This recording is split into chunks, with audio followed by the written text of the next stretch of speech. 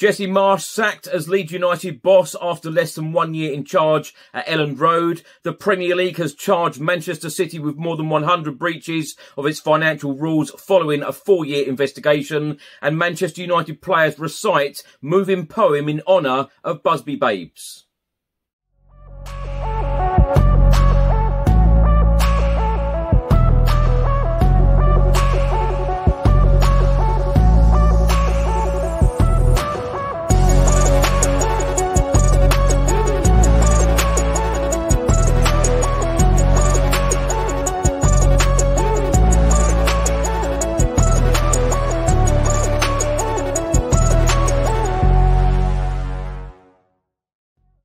Welcome back to the channel. Hope you're all keeping well. This is another edition of Premier League news, where I'll be going through all of the latest news involving all Premier League clubs. The main stories today: Jesse Marsch sacked as Leeds United boss after less than 1 year in charge at Elland Road. The Premier League has charged Manchester City with more than 100 breaches of its financial rules following a 4-year investigation. And Manchester United players recite moving poem in honour of Busby babes.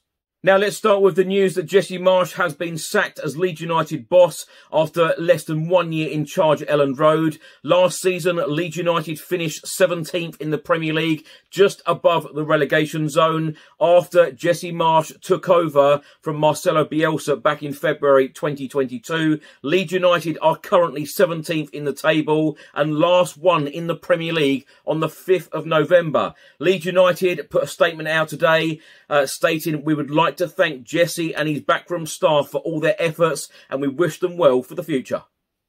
Yeah. 3, 4, 5, 6, 7, 8.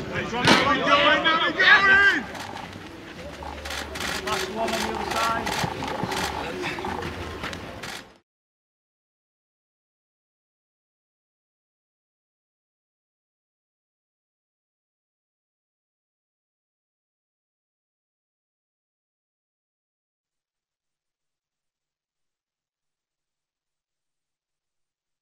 We'll take a last question over here.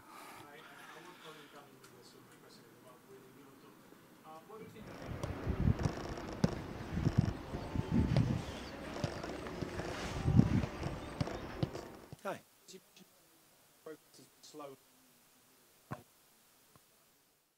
Now some big news today in the Premier League. The Premier League has charged Manchester City with more than 100 breaches of its financial rules following a 4-year investigation. Watch this.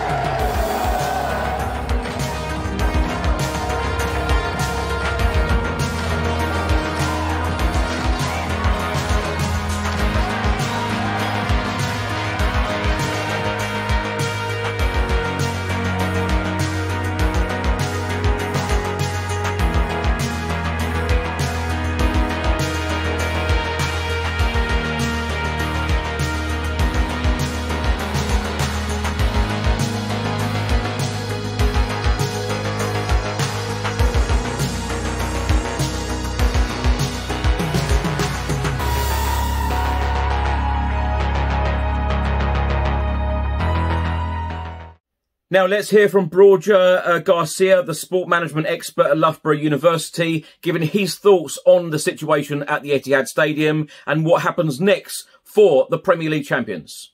So my initial reaction is that it is good to see the Premier League bringing charges in that it's been allowed to at least to police the finances of its own clubs, because at the end of the day, it's very important for the fairness of the league. The fact that the Premier League has taken very long to get to that, of course, is on the one hand negative, because you need better policing, or at least less hurdles to jump in order to police the clubs. On the other hand, it's good to see that the charges has been brought, and then of course they will be adjudicated. The charges may not be proven, but in this debate we are having about how to regulate football, the need for a regulator, it's at least good to see that the Premier League has been able to finish that investigation.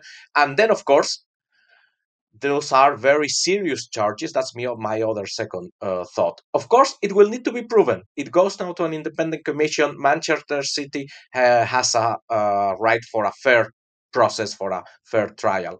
But those are, first, very important charges. And second, what I think is probably most important, quite systematic. You know, the allegations go from 2009 to 2018. So this is not a one-off.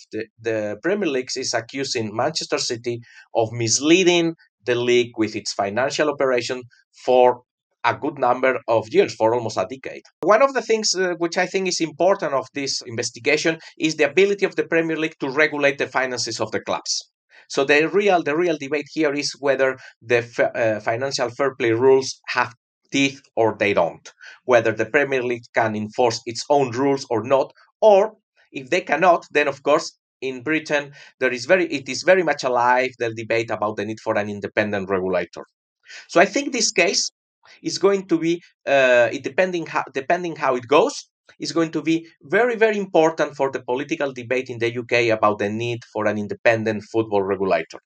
Because if at the end of the road, when you go to the independent commission, you go to appeal, there is a public opinion perception that Manchester City got away with it again, because they already got away with it from UEFA twice, I really cannot see how the Premier League can escape the imposition of a financial regulator. If the Premier League is able to present a case to the public opinion, to the political opinion, saying, well, look, we have our rules, they work, we've sanctioned one of our top clubs, then of course the Premier League itself will regain some leverage in that debate. And for the clubs that's important, because I think the clubs will always be more fearful of an independent regulator than of the Premier League, because at the end of the day the clubs vote the rules of the Premier League, don't they? The rules are voted by the clubs themselves, they are not independently. So I think the clubs in the Premier League need to see that as a double-edged sword, isn't it? On the one hand, they need to be worried, because if the Premier League gains powers, gains regulatory powers, scrutiny powers, of course, they will know they have someone that is going to look into their own books, and they, well, as we normally say, if there is nothing to hide, there is no problem. But I suspect some may have something to hide. On the other hand, of course, perhaps you prefer the Premier League doing this than an independent regulator. So the Premier League clubs need to be very careful what they wish for in the outcome of these proceedings, I think. And finally, Manchester United players recite moving poem in honour of Busby Babes. The Manchester United Foundation is honouring the legacy of the Busby Babes 65 years on from the Munich air disaster. It was released today to mark the anniversary of the tragedy.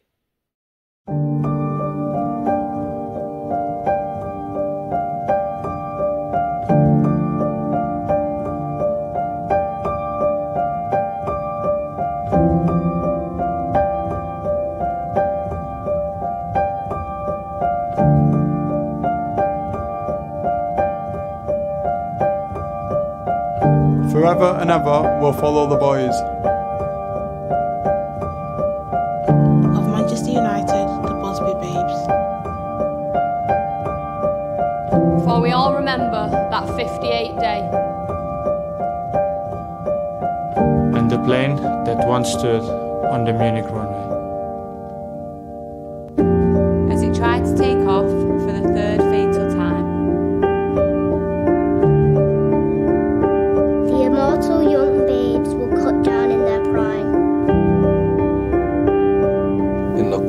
flow of Munich, they laid down their lives.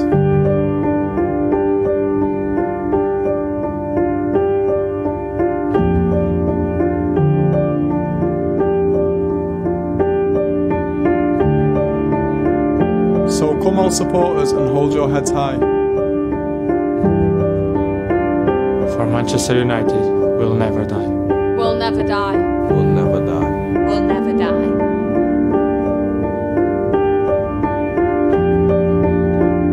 For Manchester United will never die.